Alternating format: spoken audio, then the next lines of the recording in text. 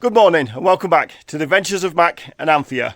In today's video I'm going to be replacing the seals in a hydraulic ram on a mini digger.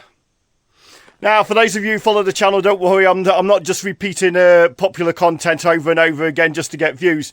There's going to be a difference on this, so what I'm going to do is I'm going to take you over to the digger and explain why. So if you recall, I've replaced all the seals on this hydraulic ram, and in the past what I do is I've left the actual ram on the digger. Now, my logic behind that is it doesn't matter how strong and good my vise is and my workbench, it's never going to be as strong as being actually left mounted on the mini digger at this point and held down by 2.5 tons of mini digger. So I always start off by loosening this collar, fully extending this ram, disconnecting it from here, and then I actually slowly, with the engine on tick over, very slowly push the lever forwards, and I actually blow the inner part straight out. It seems to be the easiest way to do it. Then I'll take it away to the workshop and I'll replace the seals. So yeah, in the previous video I did that.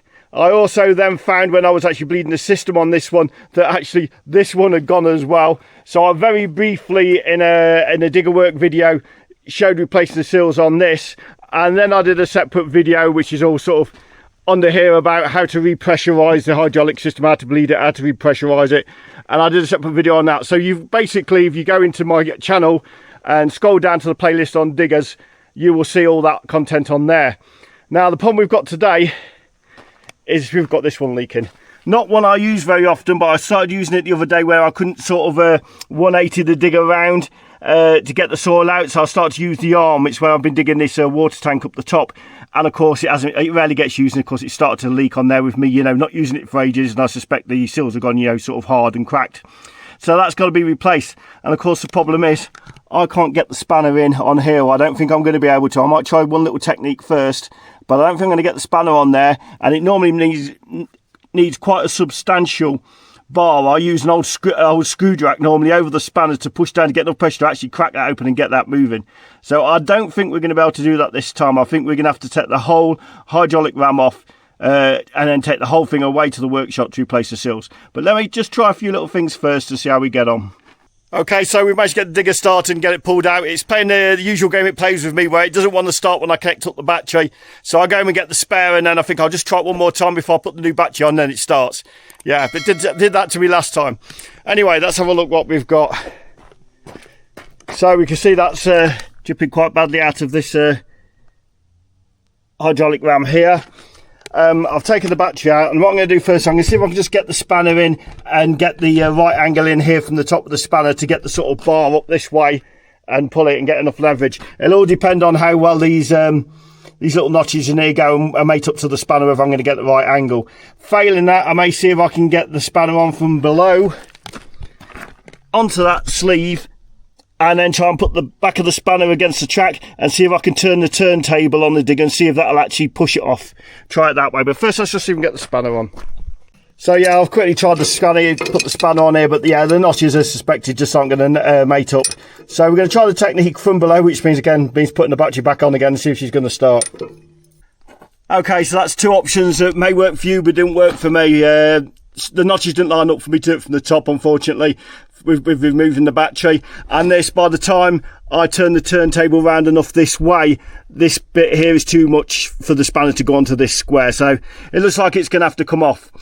So what I'm going to do, because it's looking like we may have to even get this side panel off and put our arm through here to get to the back end of that ram, is I'm going to position it with the blade at the back and sort of turn it 90 degrees so that sort of panel falls in between those two tracks, so we get maximum amount of room to manoeuvre stuff about. Okay, so digger turned around, side panel off. Had a quick look in here. We need to be getting to sort of here. So I think what I'm going to do is I'm going to turn the digger a little bit more around to try and sort of centre this up a bit more, but no, actually I'll change my mind because I think that'll go over there then. So no, we'll leave it where it is. I think that's the best access we can get. Of course, we've got everything in the way, pipes and cables. So yeah, we're going to have to see if we can move these about without switching this tap on and letting all the diesel out, and see how we can get that off at this end. So in a minute I'll have a go at that other end there, but I think I'm going to take this end off first because that'll give me a little bit of moving around left to right, a little bit, so that I can get in there maybe, and just give me that little extra I may need in that confined space behind that panel, to get it off at that end.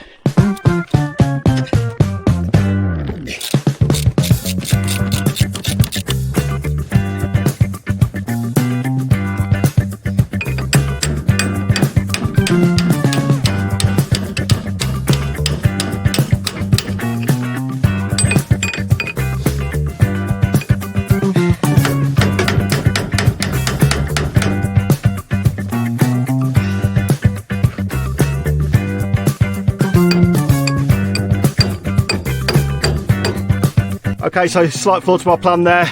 I'm gonna have to manoeuvre this back round off this track so I can get a chisel or a punch up in this way to punch this pin back out. So we'll manoeuvre the digger back round this way again, punch it out and then put it back where it is now.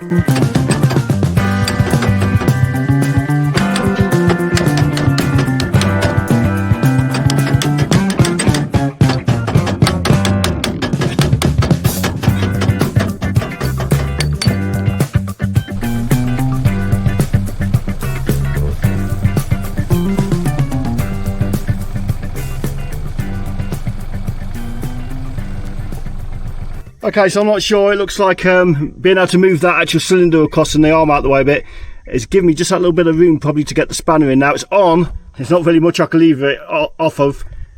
And as you can see from here, it's on there. I may just be able to get enough pressure on that, but like I said, normally I have to use a great long bar on it. All I can hope is that's loose. So I think the thing is we'll take the battery out and see if I can actually get enough pressure down on that or whack it in some way.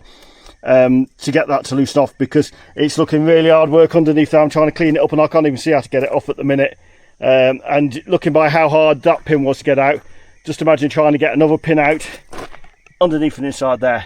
So yeah, I think we'll have the battery out and have another go at that first. Okay, it looks like we've actually managed to get round this. What I did is I put this block up here. I put the block you can see on the ground there between this block and this handle here. And then what I did then is I turned the digger around on the turntable towards the track. It pushed this lever and it's loosened it off just a bit, but it's enough like I can't get the rest by hand now. Yeah, so that's turned out to be a great result. We're not going to have to take it all off. It would have been really hard to get into it underneath here. These grease snippers you can see here, these actually grease into the top of that joint because obviously you can't get under there with the grease gun regularly. So that greases that, which means that would have made it even more complicated trying to get that and not damage that pipe that goes onto the top. So hopefully now I can manhandle the rest of this off. Good morning and welcome back. I'm not going to lie, it's the next day. Yesterday, after a crappy night's sleep and struggling with that all morning, I felt justified once I managed to loosen it off to call it a day, you know, and sort of push it on to tomorrow, which is today now, and get on with this job. So this video's evolved into something that I hadn't originally planned. I originally planned to take this whole ram off and do it on the workbench, but luckily and thankfully I've managed to actually do it on the machine. So it's not going to show you how to get it off, but it has given you a couple of useful sort of techniques, you know, to getting this collar loosened off. So I'll quickly just run through again. The first technique I tried, obviously I got the battery out of there. We could have gone further and taken these pipes off here, but I think the long and short of it is try and gain as much room as you can from the top here if you've got a similar setup here and access, and see if you can get the spanner on before you start trying to take the whole thing out. It's only because these notches were not in the right place on here that I didn't manage to get it above. If they'd been sort of a quarter turn that way more, I would have managed to get the spanner on it, I would have managed to get a bar on it here, and I would have been able to loosen it off. Now eventually, as you saw earlier, I managed to get this off by doing it with a series of blocks up between here and then putting the spanner against the blocks and then turning the turntable sort of around this way, and that pressure turned it off. Now that's actually a technique I picked up actually for taking the bolt off the crank on the lower pulley of a car engine, whereas you know you're trying to turn the bolt to get the pulley off, and of course the crank keeps turning, you can't really stop it. So what I do normally when I do that these days is that I put the actual wrench on and then put the bottom end of the wrench against a block of wood on the floor and then just quickly turn the car engine over, and that loosens it off. A great technique for doing that if you weren't aware of it. But that's basically the principle I used on this to get this loose. Okay, so what we're going to do now is I'm going to carry on with this, stick with it a little bit because I have, like I said, done another video on this, but what I didn't cover in that video is how to actually get the nut of this on the inside. There's a great technique to do back in the workshop for getting that nut off there. So you're in quite deep to this video now, you may as well just stick with it to the end and save yourself coming back to it later. Okay, so first job this morning, cleanliness is the name of the game now. We've got to get all this clean here off before we unscrew this final bit there. I've just left the last three threads on. Clean this all up, undo this, we'll push the piston out slowly with the hydraulics with the engine started and blow that out at the end. That seems to be the easiest way to get that out. And then what we do is we get a polythene bag on there and this sealed up so there's no way we can get any dirt or grit or anything actually inside this cylinder. And then it's going to be back to the workshop and get this stripped down. I won't be going through all the seals and everything again with you, that's been covered in previous videos, but I will do is show you this technique for getting this nut off, which the first time I did I had to actually take to an engineering place. Second time I found a technique to get it off, and that's the one I'm going to share with you.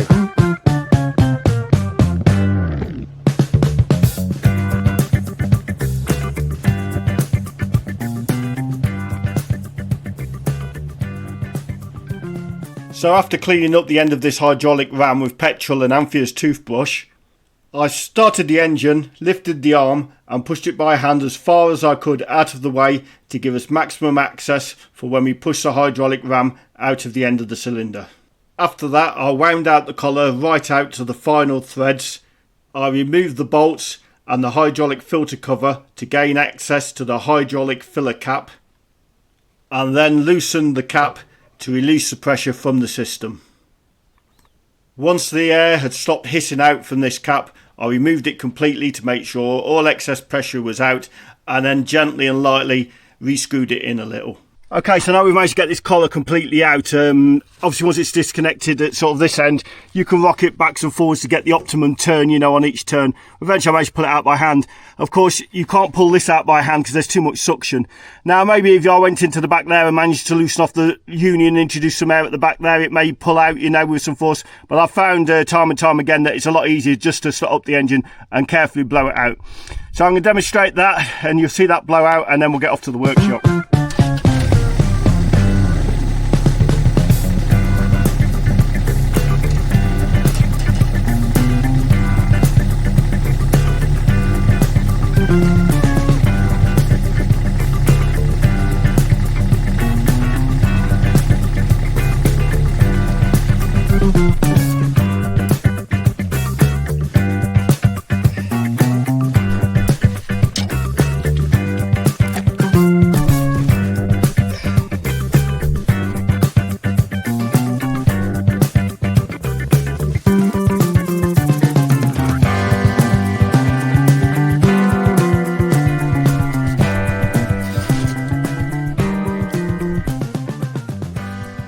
Okay, so that's that out. That's a freezer bag on and it cable tied to stop any dirt from getting inside there.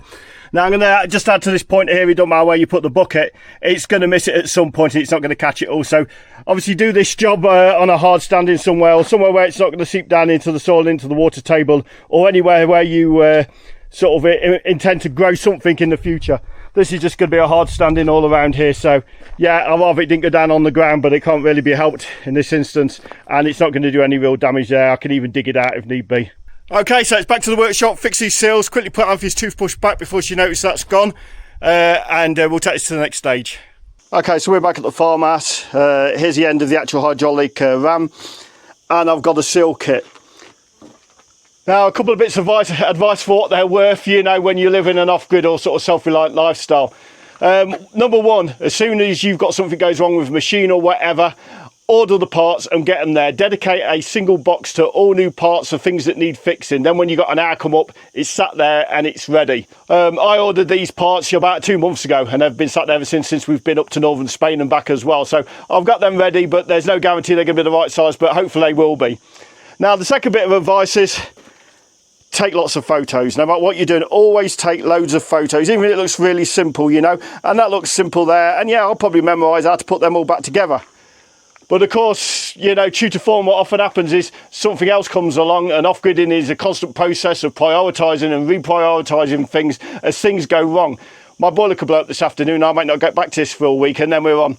So where do those seals go? You know, so always take lots of photos and save them until you get that project back together. Okay, so with all that in mind, let's jump through into the workshop. I'll get this set up and show you what I've found to be the best technique for getting this bloody great huge nut off the end of this ram. Okay, so we're set up in the workshop. Excuse mess, guys, but hey, if you've got time to tidy your workshop, you're not working hard enough. Okay, so we've got one end of this ram here tightly in the vise on a substantial bench. And then what I've used, you could use anything basically, but I've used a short screw jack, and you need to be supporting that as close to the nut as you possibly can, and I've supported it here. Now, at all costs, you need to protect this tube. There's no way you can have any gouges or marks in this tube, because there's a potential leak right there as the seal goes over it. So I've just used a bit of packing foam, quite nice, thick bit of packing foam to protect that. Now, I've put on here, I've got a huge socket on a 1-inch socket set, which I've recently acquired from a friend who passed away, actually, from his widow. I bought this workshop out. So, but I do appreciate most people don't have a 1-inch socket set or these really great huge sockets. So you can get away, and this is how I did it with last time, with just an ordinary large wrench. You see how big that is if you sort of look at it on my arm. It's about the size of my forearm there. But if you put that on there as tight as you can on the nut and then slide a bar over, I use another section of screw jack over the end of that, that will fetch it off as well. But being I've got these sockets and that, now I'm going to use them and try and be a bit more professional about it. Okay, so Anthea, despite catching me trying to sneak her toothbrush back into the bathroom after using it to clean the grease off that ram, she's not holding a grudge and she's agreed to come and film this now. So let's see if the bar's going to be enough just to get this off.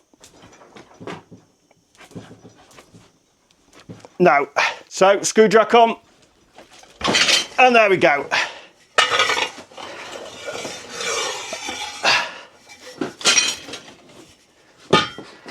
As you can see, quite a lot of pressure required on there. Well, quite a lot of pressure on there to get that off. But now we can get it all away. And of course, that's probably not been cracked off there in 25 years. So I think what we'll do now is we'll get this off and we'll replace the seals. Okay, so I think I'm going to leave that video there. I'll link in at the end of this video another video which shows the full process of changing all the seals. There's tips in there for putting on the hard seals, how to soften them up and how to slide them on, and things like that in that video. And then I'll also link in the video that shows you how to recompress the system and bleed the system after you've put the ram on. Now, if any of you guys got any problems with any of this, you know, and I can help, just leave something in the comments. You know, I'm contactable. I will reply. On the other side of that as well, if any of you guys who've got more experience than me out there, you know, have got some good tips to do this easily or more cheaply, you know, I'm not too proud to learn new things. You know, please leave them in the description as well. I'll be more than welcome to, you know, or more than grateful to receive them. So I think all that remains is thanks for watching. Please hit that like and subscribe button, and I'll see you next time.